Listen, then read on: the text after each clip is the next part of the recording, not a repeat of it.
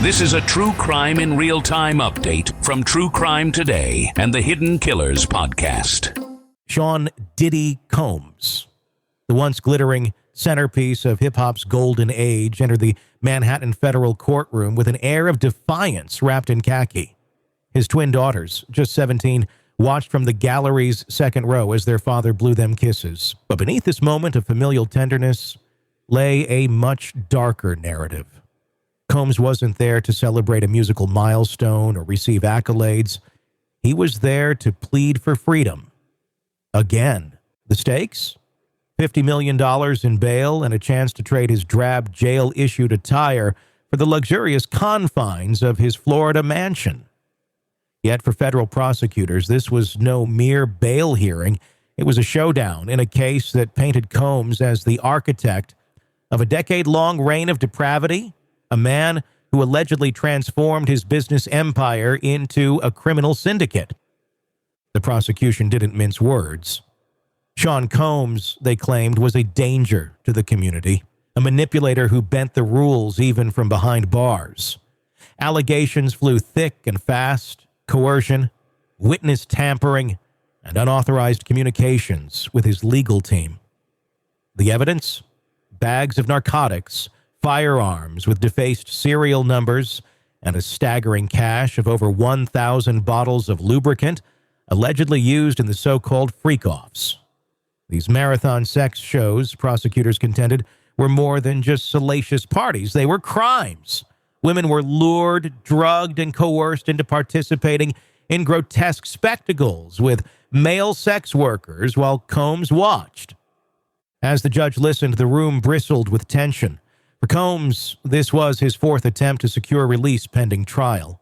Each prior effort had been quashed, with judges citing a grave risk of witness tampering. But this time was different. The judge, who would oversee the trial set for May 2025, was considering whether $50 million in stringent home detention were enough to mitigate the risks. Combs' lead attorney argued that the accusations of sex trafficking were grossly inflated.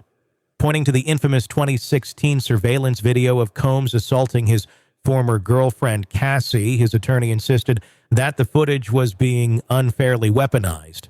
This was a toxic, loving 11-year relationship, he declared, dismissing the notions that the incident proved Combs was a continued threat. Cassie, once a central figure in Combs' life, now loomed large in his downfall. The 2016 video, played repeatedly on news networks, showed him dragging, kicking, and shoving her in a hotel hallway. It was damning footage, but Agnifilo claimed it was not evidence of sex trafficking. Prosecutor Christine Slavic fired back, revealing that Combs allegedly bribed hotel staff to delete the footage. This act, she said, exemplified his pattern of concealing crimes through illegal means. Then there was the matter of Combs' alleged social media campaign. Slavic accused him of attempting to sway potential jurors by crafting a narrative through his online presence. Even from jail, she argued, Combs had demonstrated an ability to flout rules. The defendant, simply put, cannot be trusted, Slavic declared, her words slicing through the courtroom like a scalpel. Combs' attorneys countered by pointing to other high-profile cases. They highlighted the release of former Abercrombie CEO Mike Jeffries on a $10 million bond despite facing sex trafficking charges. The difference, prosecutors said, was stark. Jeffries was 80 years old and had no prior criminal record, whereas Combs' history of arrests painted a different picture. The day's most dramatic moment came when the judge addressed the controversy surrounding notes taken by Combs in jail. These handwritten papers, photographed during a sweep of the Metropolitan Detention Center, had ignited a firestorm over attorney-client privilege. The judge ordered the destruction of the notes, a decision that underscored the fine line prosecutors walked in pursuing their case. As the hearing wound down, Combs' fate hung in the balance. The courtroom buzzed with anticipation, each side knowing that the judge's ruling could come within hours or days. Would $50 million and the promise of round-the-clock surveillance be enough to tip the scales in Combs' favor? Or would the weight of the evidence keep the man once known as Puff Daddy confined to a jail cell? This was more than a legal battle. It was a reckoning. And as the courtroom emptied, the question lingered. How did one of hip-hop's brightest stars fall so far?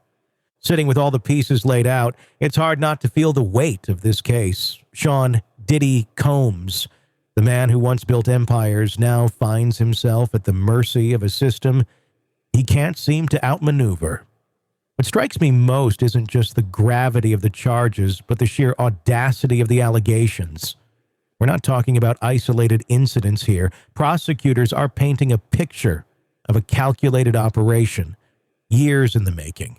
The freak-offs, the narcotics, the alleged witness tampering, it all points to a pattern of control that's both chilling and deeply disturbing.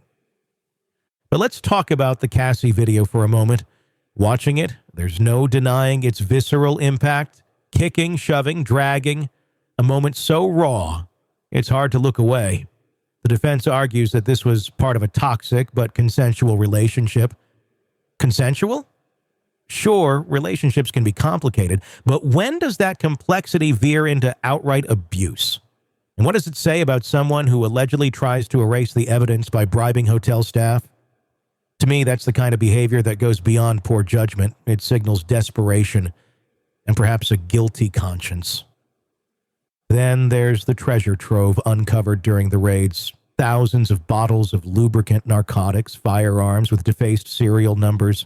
It reads like a script for a crime drama, but this isn't fiction.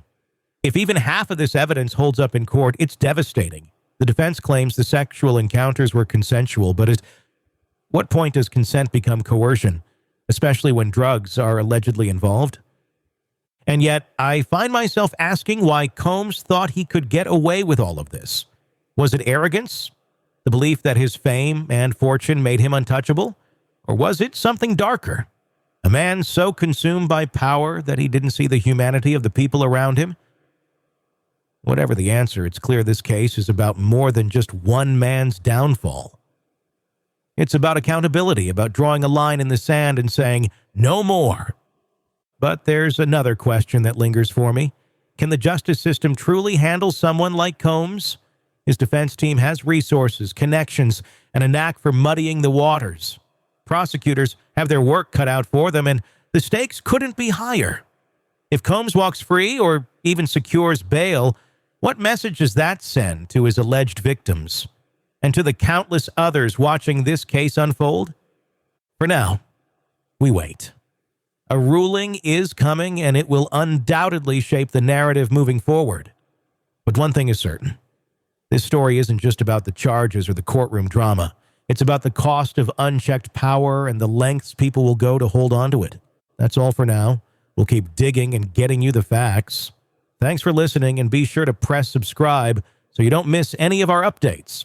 In a world where the darkest secrets lie just beneath the surface. They said it was an accident, but the evidence says otherwise. Where hidden killers roam, unnoticed, in the shadows. I think you would definitely be looking at a blend of toxic, very bad narcissistic personality traits, and they will be vengeful and possibly resort to violence. Join Tony Brueski as he uncovers the truth behind the most chilling cases. They said it was an accident, but the evidence clearly says otherwise. Each episode, we dig deep into the minds of those who commit the unthinkable. To your point on narcissism, he thinks in his own mind how witty he is. Yeah. But he lost that jury. I was done with him in 2 minutes. From unsolved mysteries to infamous crimes. Geez, you've just talked about how you've taught yourself how to do everything under the sun.